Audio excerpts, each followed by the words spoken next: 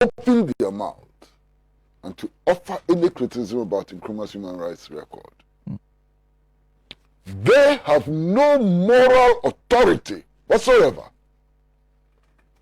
And I'm talking about things that have happened this week, not last week, not last year, this week. Sometime this week, we got a letter from the Criminal Investigations Department asking us to release Sana, who is today hosting this program, to assist in investigations into some statements that were allegedly made by Alhaji Hussaini, who is also on this program. Now, I am wondering why this. First and foremost, the Criminal Investigations Department came to us, they went to court, they got a court order, and were made to release copies of the statements made by Alhaji Hussaini, which is supposed to be the basis of the investigation. Sana Numo made no such statement. He didn't endorse that statement. The police have the actual statement made by Alhaji Hussaini. And yet Sana Numo has been invited by the CID to assist in investigations. How is he going to assist in investigations? What material evidence does he have that the police does not have already? Clearly, as far as I'm concerned, this is deliberate harassment of the host of Alhaji and Alhaji. Deliberate harassment of a journalist, and so on. And people who behave like this turn around and accuse Nkrumah of violating the rights of citizens and so on. Let's come to the issue of Alhaji Hussaini. He's sitting here right now. Alhaji Hussaini has been invited to the Criminal Investigations Department. He probably faces a charge of making statements that undermine public peace and so on, if you look at all the correspondence we have had on the issue. And yet, leading members of this government have mounted platforms, have sat on radio stations, have sat on television stations, and called for the killing of citizens of this country, and nothing has happened. Leading members of this government have called for arson, the burning of houses of former presidents and so on. Nothing has happened. Double standards indeed. And these are the people who have the effrontery. These are the people who have the effrontery to open their mouths and to attack Nkrumah's human rights record. I can't believe it. This morning, on this very program, my very good friend and brother, he's sitting here. He made a statement which is very instructive. He says the human rights record of the British administration was better than that of Nkrumah. That is their standard. What? The human rights record of a colonial power? They don't even understand our history. Britain, which imposed itself on us through force. Under colonialism, the people of Ghana had no right to elect their own leaders. The head of government was appointed by the Queen of England. We had no say in it. At a certain time, even municipal and district chief executives were appointed from England. They were white people. We had no say in it. Look at the killing of Sergeant Ajepe and so on, how they were killed, murdered in cold blood, only because they were protesting on the streets of Accra and so on. Look at the record of the British colonial administration, and you dare compare that to the record of Nkrumah. My goodness, I can't believe this. But this is the orientation. Now, my brother, those who were arrested, detained, and tried under the Nkrumah government were not just opponents of Nkrumah. They were not just opponents of Nkrumah. It is not true. And they were not arrested and detained because they were opponents of Nkrumah. They were criminals. Criminals perpetrating crime against the people of Ghana. They were hoodlums. They were hoodlums.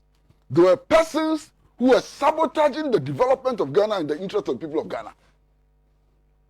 And that is why the laws of Ghana dealt with them in the manner in which it dealt with them. Why? One of those people was Jake Obechebi Lamte. Hey, sorry. It was Obechebi Lamte, not Jake. Jake was the son. It was Obechebi Lamte. Why?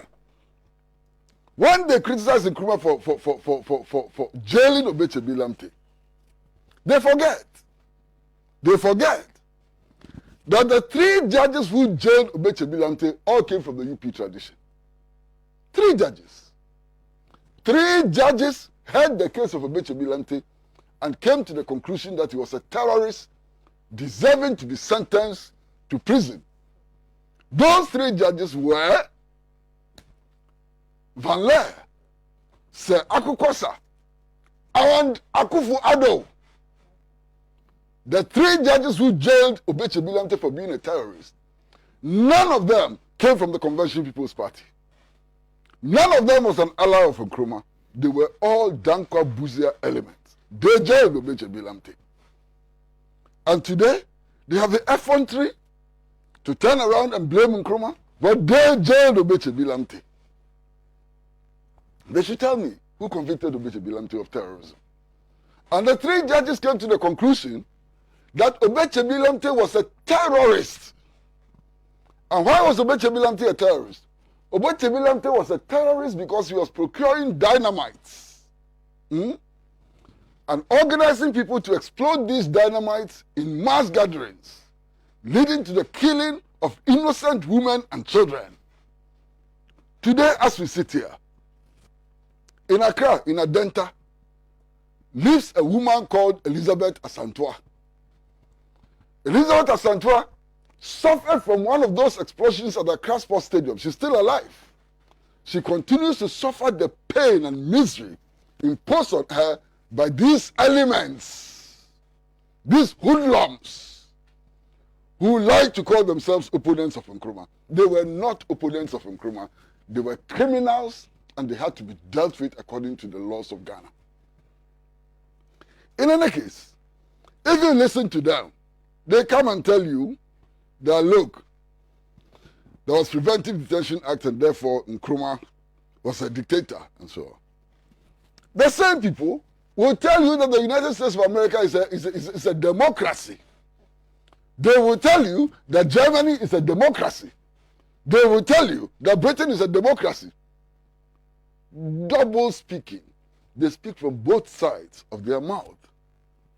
As we speak today in this studio, the United States of America has a law which is akin to the Preventive Detention Act.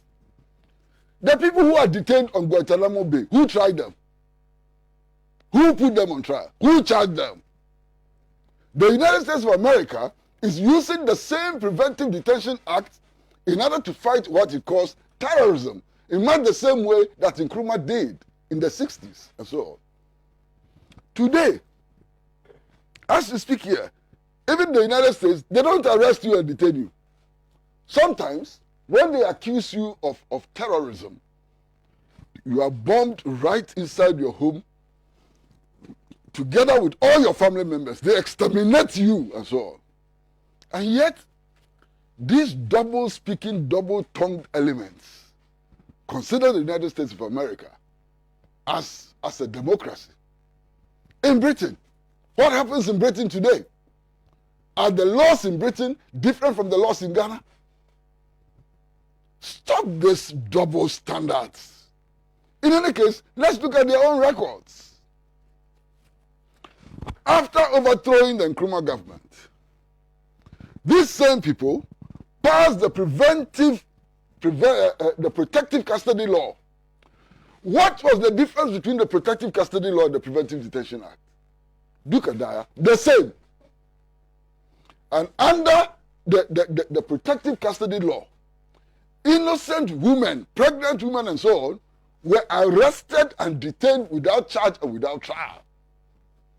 One of the people who was arrested without charge or without trial is still alive today. One of the first Ghanaian women to go to parliament, Madam Lucy Enin, was arrested and detained by these hoodlums, by these charlatans, under the so-called protective custody law. Madam Boko, the first tractor driver in Ghana, was arrested and detained. Many innocent citizens were arrested and detained simply because they were associated with the Convention People's Party. The people who were detained under Nkrumah were not arrested and detained because they were associated with the United Party. They were arrested and detained because there was credible evidence that they were bomb throwers, as the popular saying went at that time. Bomb throwers and saboteurs and so on. Why? There were so many people who were in the United Party, who were in the opposition parties, opposition to Nkrumah and so on. None of them was detained. Why come that they were selected for detention? In any case, even in Nkrumah's own government, there were people who served as ministers in Nkrumah's government who had nothing to do with the Convention People's Party. And that's a fact. Check the records. Alhaji Bashir Konswanze, who became the Attorney General, was not a member of the Convention People's Party. Indeed, one of the first appointments Nkrumah made on coming to power was the appointment of J.B. Dankwa to go to the Council for Scientific and Industrial Research. Go and check. No. It was not the Council for Scientific and Industrial Research. The Ghana Academy of Arts and Sciences. Nkrumah appointed J.B. Dankwa to that position. How can you create the impression that Nkrumah was a megalomaniac, chasing his opponents and crashing their heads and so on? It was not true. Indeed, the historical records also show that one of the closest friends of Nkrumah was called Mabel Dove, who was the wife of J.B. Dankwa. And even as the husband was in detention, she maintained very close relationship with Nkrumah and so on. You see, people read our history upside down or don't read it at all, and they want to come to conclusions and make statements which cannot be supported by the facts and so on. In Nkrumah's time, one of the U.S. ambassadors to Ghana was called Mahoney. On Mahoney's death, his son, Jack Mahoney, collected all his records and so on, and has written a book. The title of the book is called JFK, or Deal in Africa. From page 185 of that book, Jack Mahoney illustrates the treachery of those who allegedly suffered under Nkrumah. How they went to the U.S. Embassy, took monies to work against Nkrumah, how they work against the African interest, how they work against Ghana's interest, how they became collaborators of the Central Intelligence Agency of the United States of America. Please save us this rubbish. Save us this rubbish and read your history. Because if you read your history, you would not be talking like this and so on. Look, put Jack Mahoney's book aside. The Central Intelligence Agency of the United States of America has declassified its own documents on how the coup was organized. Those declassified documents have been published in a book titled The Great Deception, How the CIA Overthrew the Nkrumah Government. Go and read it. The CIA admits that it organized the 1966 coup. And it organized the 1966 coup not because Nkrumah was a dictator, but because Nkrumah was working for the liberation of Ghana and Africa from the clutches of neo-colonialism. That is why Nkrumah was overthrown. You see, these half-baked accounts of history does us no good. On September 21st, and the date is important, 1961, the British High Commissioner in Ghana, A.W. Snelling, sent a cable to his home office urging his home government to overthrow Nkrumah. That cable is available. In that cable, A.W. Snelling stated that they had to get rid of Nkrumah because he was making the African too politically conscious. That was why they overthrew Nkrumah.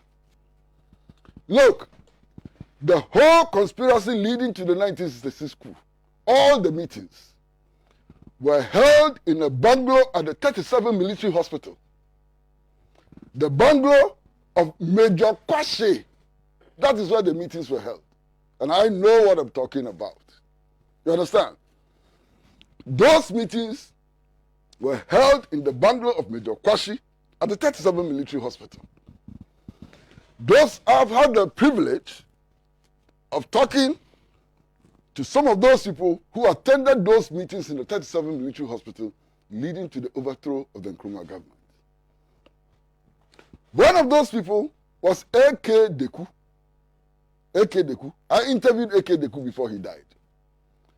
A.K. Deku, in his own words, said that Nkrumah is the best leader that Ghana has ever had.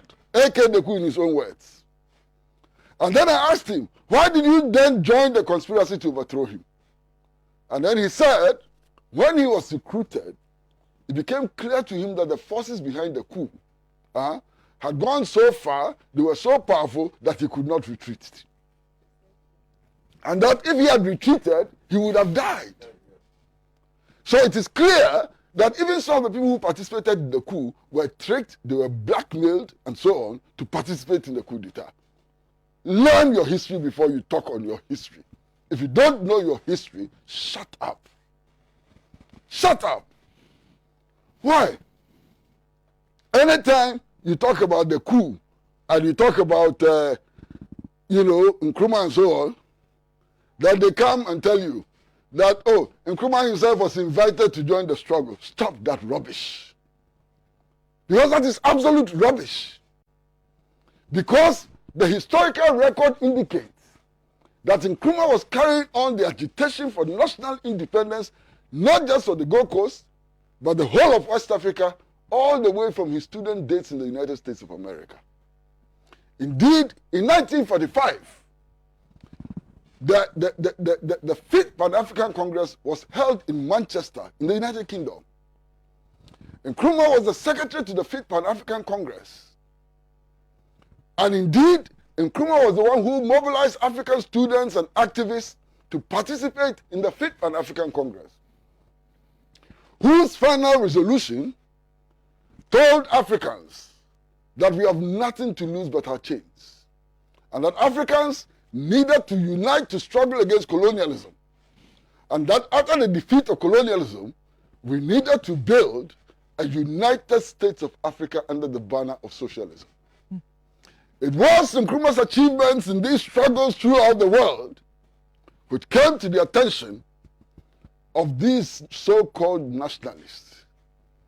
And they invited Nkrumah to come and give them some of their shine, to come and lead them in the struggle for liberation. But they betrayed Nkrumah.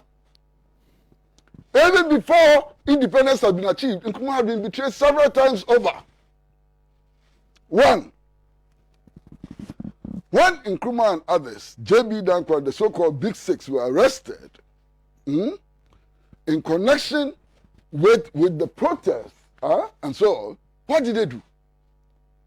All the other five denied any involvement in those protests. And they said that it was only Nkrumah who was agitating and so on. The historical record is there. They betrayed him. When Nkrumah was recruited to come and become the general secretary of the UGCC, they promised him a car and a salary. They never gave him the car. They never gave him the salary. By the time Nkrumah came to the Gold Coast, the so-called UGCC had only 3 offices. One in Accra, one in Sopon, and one in Sekondi Takoradi. In a period of 1 year, 12 months, the UGCC had been transformed directly because of Nkrumah's work to the first mass-based political party in Africa, with branches in almost every town and village in this country. Nkrumah has established the convention, the United Gold Coast Convention, all the way up to the north, to the east, to the west, and had covered every place. It had become a mass movement. That mass movement was not the creation of J.B. Dankwa. That mass movement was not the creation of Obeche Bilamte. That mass movement was the creation of none other than Osajefo Dr. Kwame Nkrumah. The historical record is clear. For us, February 24th, 1966 is Ghana's day of shame for good reason. Because that was the day on which Ghanaians betrayed the African Revolution. That was the day on which Ghanaians sabotaged the national liberation movement throughout Africa. That was the day on which some Ghanaian elites, some Ghanaian petty bourgeoisie and bourgeoisie teamed up with the forces of neocolonialism and classical colonialism to subvert African independence. And I don't say this lightly.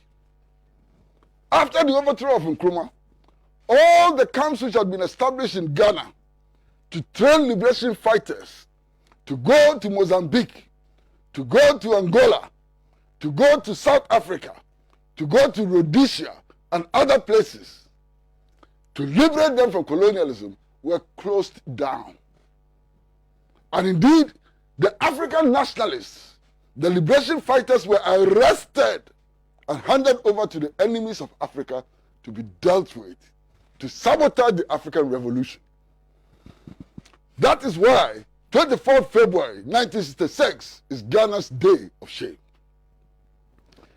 24th February 1966 is also Ghana's day of shame because it led to the situation in which Ghana, the Mecca of African liberation, broke ranks with other Africans and third world nations and virtually declared that it was willing to do business with apartheid South Africa. That's a shame. Ghana decided to support the worst racist regime in the world at the time, apartheid South Africa. Ghana advocated that sanctions against South Africa should be removed and that African countries should do business with South Africa. What a shame. What a shame. That is why 24th February 1966 is our day of shame. It's our day of shame because we sabotaged the African Revolution. It's our day of shame because it was on that day that the gains that had been made in the unification of Africa, in the establishment of the United States of Africa, were subverted, openly subverted. By February 24th, 1966, by February 24th, 1966, the nucleus of the United States of Africa had already been established. We had established the Ghana-Guinea-Mali Union, which was the nucleus of the United States of Africa. It was sabotaged.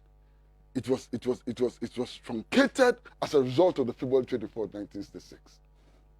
Indeed, right now, historians have found a document signed by Patrice Lumumba of the Congo, joining that nucleus of the United States of Africa. So by 1966, 4 African countries had committed themselves to joining a union of African states. That was sabotaged also by the 1966 coup. 1966, February 24, 1966, is Ghana's day of shame because it subverted Ghana's effort to build a truly independent, self-reliant national economy. By 1966, what didn't we have? Under the import substitution program, Ghana had plenty factories. The garment industry in Ghana was well established, far better established than we have in Turkey today, far better established than we have in the Middle East and so on. The garment industry in Ghana was firmly established. Look, I started work at the Ghanaian Times as a reporter in 1974. And those who are a little older will remember that whole West Industrial area was full of garment factories. Today, they have all been turned into churches. What they produce is prayer and holy oil. That was the hope of Ghana's textile industry. By February 24, 1966, we're producing our own electronic equipment, radio sets, wireless, television sets, and so on.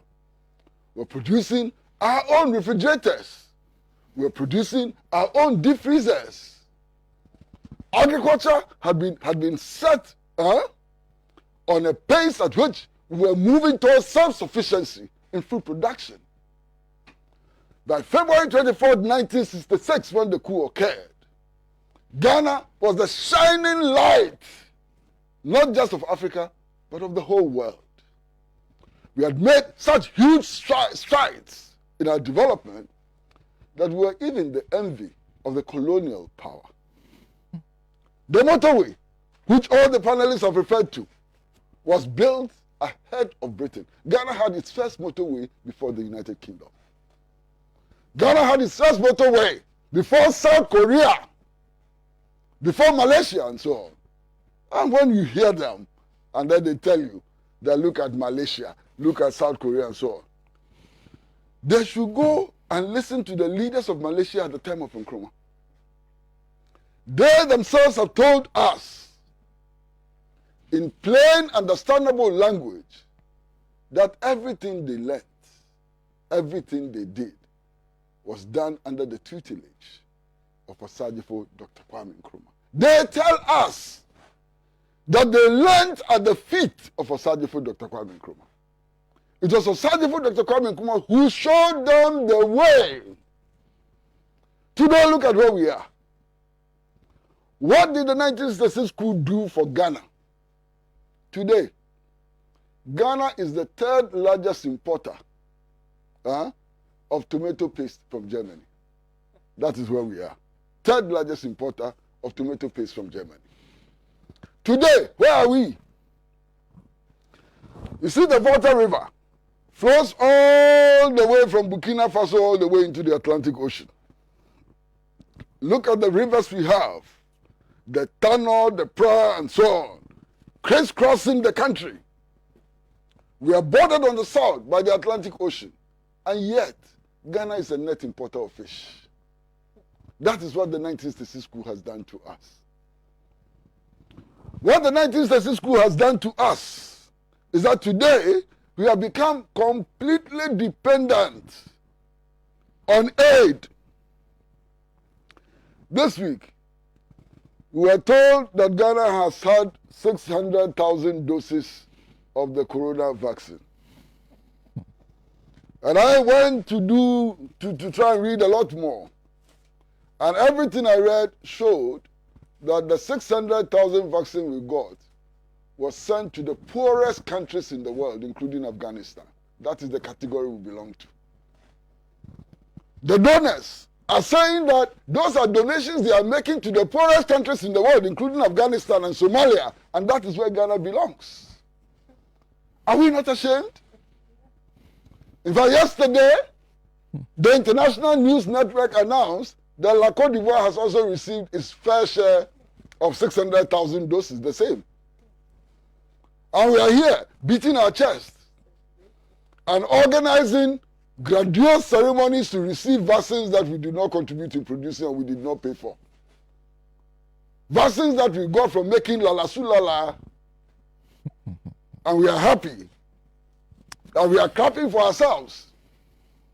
People are having pity on us for being amongst the poorest nations in the world.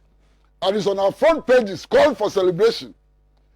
That is what the 1966 coup did to us. The 1966 coup reimpose the culture and mentality of slaves. That is why it is the day of shame. The 1966 coup reimposed this backward culture of accepting slavery with a smile. And that is what we are doing. I'm ashamed of ourselves. Look at the state of our infrastructure. Look at the state of our infrastructure. And I'm happy that Mujib Rahman himself has spoken about the state of our infrastructure. How many years? 55 years after the overthrow of Nkrumah. Ghana was leading the third world in infrastructural development by 1966. Today, look at where we are. Try and drive from here through Abofu to Achimota and see the quality of the road. I am ashamed. And February 24, 1966 will continue to be Ghana's day of shame. The day of betrayal. The day of retrogression. The day of pettiness. The day that symbolizes everything that has gone wrong in our history. The day that sympathizes, the day that symbolizes sympathy and love for colonialism. The day on which hoodlums, criminal gangs teamed up with the Central Intelligence Agency of the United States of America to overthrow the legitimate government of the people of Ghana. Look, they talk about one-party state. They always talk about one-party state. And I laugh. You know why? The United States of America, every election will either be won by the Democrats or the Republicans. I lie. Show me the difference between the Republicans and the Democrats. Show me the difference between the Republicans and the Democrats. They are two sides of the same coin. The fact that they have two parties which virtually have the same ideology, the same practice and everything, doesn't make them a multi-party democracy. And yet, our friends are in love with the United States of America. In the United States of America, if you become a communist, or if you declare yourself as a communist or a socialist, you are required by law to go and register with the State Department as a foreign agent. That means that practically you lose your citizenship if you become a communist. If you do not subscribe to the prevailing establishment ideology, you lose your citizenship. And yet that is democracy for them. They love it. You understand? They showed that to us as the example we should emulate. What example are we supposed to emulate? In any case, there's a fundamental question which everybody must answer, including me, including all of us here, and so on. How come that all the countries, almost 90% of countries which gained their independence, from the colonial empires and so on, in the 1950s and 1960s, how come that all of them became one-party states? How come? The one-party state phenomena was not about Ghana, and it was not about Nkrumah. It was a worldwide phenomena, and something must explain it. Are you going to blame Nkrumah for the one-party state phenomena which spread across the world? That is not scientific. We are not doing scientific analysis. How come that Ghana, like all the other countries which gained independence from British colonialism, from German colonialism and so on, all of them became one-party states? In any case, these people who are complaining about Nkrumah's one-party states and so on were allies of Ife-Boigny in La Côte d'Ivoire. And Ife-Boigny in La Côte d'Ivoire was operating a one-party system. Indeed, Ife-Boigny was not just operating a one-party system, he was a darling boy of the colonial enterprise. Ife-Boigny, while still president of La Côte d'Ivoire, was a member of the French Parliament. He was not just a member of the French Parliament, he was also a citizen of France and president of La Côte d'Ivoire. Perhaps that is why they loved him. That is why they collaborated with him. What they hated about Nkrumah was his independent mind. What they hated about Nkrumah was that Nkrumah developed programs and projects to break Ghana from the colonial metropolis. He came up with the import substitution program, which led to the establishment of 400 factories in a space of 9 years. And you see, when we are evaluating the Nkrumah government, sometimes we should open our eyes and look a little deeper. Sana, Nkrumah was in power for only 9 years. 9 years. And look at what he did to Ghana and its economy. Nkrumah was in power only 1 more year than President Kufuor. President Kufuor was in power for 8 years. Nkrumah was in power for 9 years. And look at the difference. Look at the difference. Today, there's nothing we have done or we continue to do which is not from the 7-year development plan that Nkrumah instituted. When we built the Bui Dam, we are celebrating the Bui Dam. By February 24, 1966, engineers were already on the ground. Construction of the Bui Dam has started, and we stopped it. 55 years later, we are celebrating the Bui Dam, which is 55 years late. Why? Today, we are talking about gold refinery in Ghana. By February 24, 1966, the gold refinery at Takwa was almost 90% complete. It was abandoned in the forest to rot. Today, we are talking about the extension of railways. Go and read Nkrumah's 7-year development plan. We are 55 years late. 55 years late. Today, we have come up with some program called Planting for Food and for Jobs. As if you can plant for something else. You plant always for food and jobs. And we are not even doing it well. Go and look at Nkrumah's development plan for agriculture. The development of extension services. The extension of extension services to all farmers and so on. Go and look. We are boasting about free SHS. Go and look at Nkrumah's educational policy. We are 55 years late. And we are 55 years late because criminals and hoodlums conspired with the Central Intelligence Agency of the United States of America to subvert the advance of Ghana and Africa under the leadership of Osagyefo Dr. Kwame Nkrumah.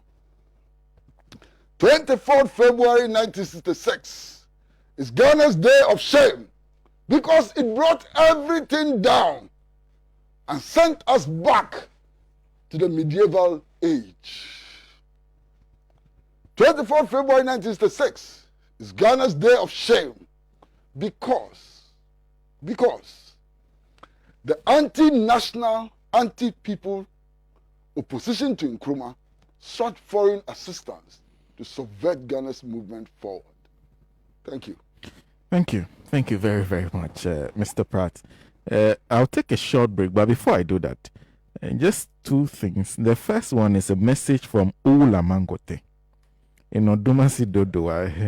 It's a long time, Ola. President John Dramani Mahama. To drop it in. Exercise in Parliament does not belong to them. It belongs to the electorate who have given it to them to go to Parliament and work on their behalf.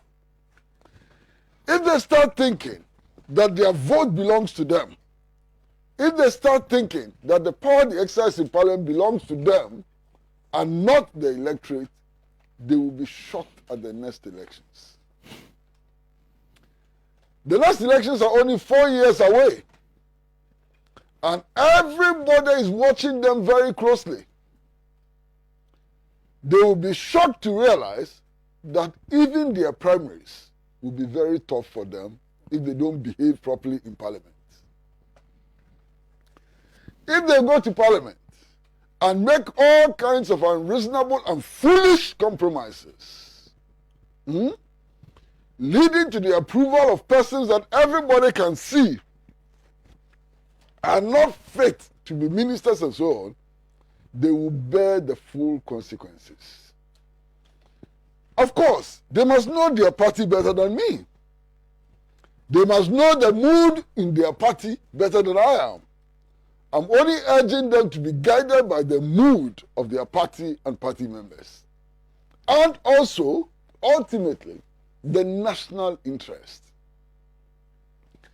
If you go and sit on the appointments committee, or you go and sit in parliament, and make all kinds of hanky-panky deals, and approve ministers, not new ministers, ministers who have been in office before, whose performance everybody knows, and they go and they repeat their performance, who are you going to blame? In the next election, would you have the moral courage to come and tell us that things didn't go well when you are the people who approved them and put them there? NDC members of parliament should look sharp. Listen, my brother, there is something that I have never been able to understand. Maybe Alhaji Yusuf Husseini can understand. Me, I can't understand. I've watched vetting of ministerial appointees from 1992. Every time, when the appointments committee meets, we know who has been approved and who has not been approved. As we sit here, the appointments committee has gone through more than 20 ministers. And yet you haven't heard of any decision to approve or to disapprove. What are they waiting for? You know, this situation has led to some speculation. Many people are sitting on 10,000. They're asking, but how come that the deliberations have been going on all this time, and it appears that no decision has been taken yet as to who has been approved and who has not been approved?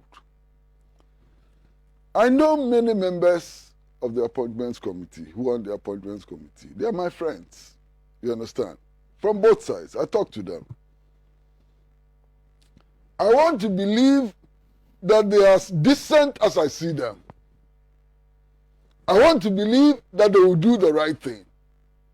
But on the ground, the grumblings have started. The grumblings have started that somebody may be playing a game.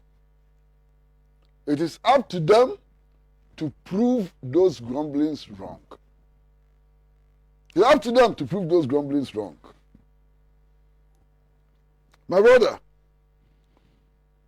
all of us, whether we are in parliament or we are journalists or we are doctors or we are whatever, we have our biases and personal interests. All of us. In fact, the four of us on this panel this morning, all of us have our biases and so on.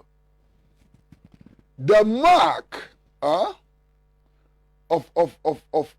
a public officer, the distinguishing mark of a public officer, is when we are able to rise above these biases and preferences and so on and act in the national interest. Look, this vetting is happening in the full glare of the public. We are seeing those who are lying on oath. We are seeing them. You can't hide it. Everybody knows who lied on oath. Everybody knows those who haven't got a grasp of the ministries for which they have been appointed. We all see it. Everybody sees the few who are performing excellently and so on. Don't let any member of parliament think that they are smarter than the rest of us. They are not. It is because 3 million people cannot go to parliament. That is why we chose 275. So they are there representing 30 million people. And that must not be lost on them. Nobody is going to accept any games. Nobody is going to accept any games. And they must understand that. In this matter, the NDC is disadvantaged. The NDC is disadvantaged because as for the MPP members of parliament, this is what their president has presented. And going by the norm and so on, nobody is expecting NPP MPs to go against their president. Indeed, the people of Ghana were so excited when we got the equation we have in Parliament, 137, 137. And people thought that this would give the NDC an opportunity to demonstrate what they are capable of. If the NDC throws this chance away, why would anybody vote for them again? If the NDC does not exercise this power in the interest of the people of Ghana and goes and makes deals and so on, it will be up to them. You understand what I'm saying? If the NDC does not make use of the power it has gotten from the numbers in Parliament to do the right thing, to do what is in the national interest, and it goes and engages in all kinds of deals and so on, why? Do you think that the people of Ghana are fools? You think that the members of the National Democratic Congress are fools? You think that the grassroots people who campaign to make you MPs, they are fools? Let them take note. My brother Mujib has made the point that this vetting perhaps is the best so far. I agree. If you look at the quality of questions and so on, the research that members of parliament have done and so on, I think that this is one of the best vettings that we have had. And we should congratulate Parliament for an excellent job. But what is the point of doing all this research, asking relevant questions and so on, if at the end of the day you are going to approve everybody? What is the point? What is the point of doing all this research and so on, if at the end of the day, what is going to be considered will be personal interest, personal biases, and so on? The NDC members of parliament must understand in clear terms that the responsibility on their shoulder is a huge one and that they ought to discharge it with excellence. I think they can do it. I hope they can do it. I want to see them do it. But if they don't, there will be serious consequences. Now, Senna, with your permission, with your permission, because I know that what I'm going to discuss now is not on the list of topics. Okay. But there's an issue which came up yesterday. And I think it's so very important for the right of free expression in our country that we cannot overlook it. Last night, I got a statement signed by Sorrow. Sorry at law. Sorry Okay. and At law, yeah. at law. On behalf of the Judicial Service. Yeah. And to all intents and purposes, I read it as a threat to the Ghanaian media. And I think that that statement should be withdrawn as quickly as possible. It's an affront to the right of free expression. That statement is inimical to the development of a free and independent media in Ghana, and it should be withdrawn as quickly as possible. I am worried by the fact that the whole judicial service has to employ the services of an external lawyer to issue a statement. To issue a statement. What is the judicial secretary doing? If the judicial service has to issue a statement, why is the statement not coming from the judicial secretary? That statement which was issued yesterday is unprecedented. I've never seen it before. It has never been done in our history. And I wonder what the true motives are. You understand? Besides, that statement betrays the lack of communication skills in the judiciary. I finished reading that statement, and I'm wondering, what is the statement talking about? What conduct amounts to contempt? What conduct amounts to holding the judiciary in unfavorable light and so on? I'm totally confused. That statement tells us absolutely nothing. Indeed, the only purpose that statement serves is to warn the media to be careful about media commentary and publishing media commentary. Now, me, I'm not a lawyer. I didn't go to law school like Alhaji Yusuf Husseini and the rest of them. But what I know as a journalist is that when the courts have made decisions, the people of Ghana are entitled to criticize those decisions. Decisions of the court are not decisions of God. Decisions of the court are subject to criticism. And indeed, only last week, I was reading criticisms of our sitting president of the Supreme Court in a certain case, where our sitting president makes the point that the court was wrong in law, and that the court had no business coming to the conclusions that it came.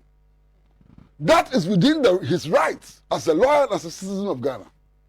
Indeed, one of the cardinal principles that must be upheld by our judiciary and everybody is the principle of equality of citizens.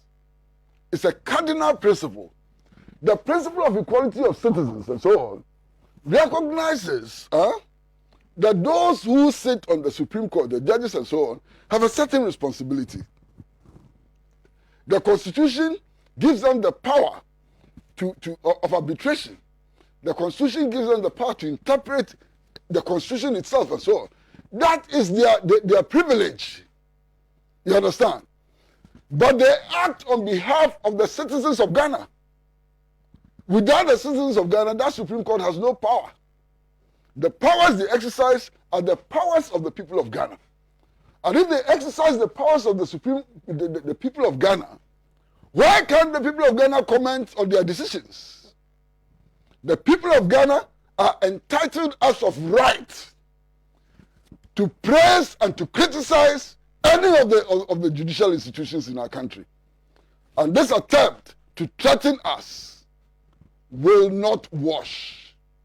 Look, the current dispensation was fought for by citizens. Why? Some time ago, we had national public tribunals which existed outside the judicial system. Their decisions were not subject to review even by the Supreme Court and so on. The people of Ghana, the progressive forces of Ghana and so on, came together and fought for this dispensation. Fought for this democratic dispensation which empowers Supreme Court judges and other judges to sit in arbitration and to interpret the laws of our country. Those who fought, some of them died in defense of the freedom of expression. Some of them died in defense of the rule of law and so on. And we will be guided by the spirit of that struggle for freedom. Nobody can intimidate us. Nobody can frighten us into silence. And if they want to send us to prison for speaking out in defense of justice and the right of free expression, they are welcome to do so. Thank you. Thank you very much. Okay, we have 4 minutes to.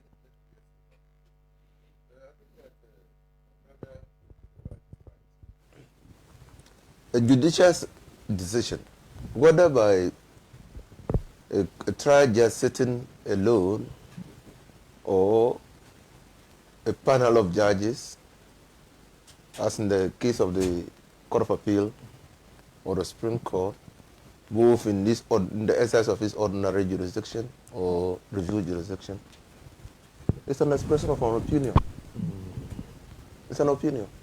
So opinion is an expression of their opinion or the judge's opinion on what the law is. The judge's opinion too is not sacrosanct. It's not. The judges can fail to take into consideration matters that it ought to have taken into consideration, or took into consideration matters that should not have agitated his or her mind in arriving at a decision, or simply did not follow precedent.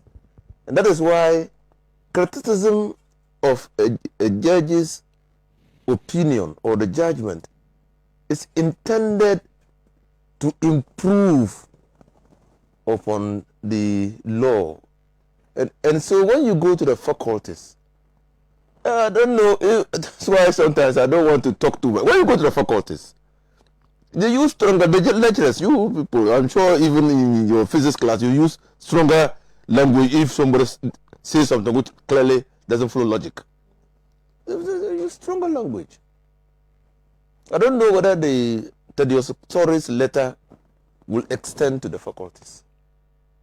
Because when the lecturer is lecturing and he disagrees strongly with the position of the court on a matter, they use very strong language. Very, very strong language. And so, well, let's see what happens. Thank you. Thank you, Honorable Minister, for saying let me just do one or two messages and then a couple of things before we go. Okay, so Abubakar Al-Hassan says, good morning. I think Kwasi Pratt should know that the country is governed by law. I'm strongly behind the judiciary, the judicial service. Those media houses should behave. Else, interesting. Woodman Odami says, God bless you, Mr. Pratt.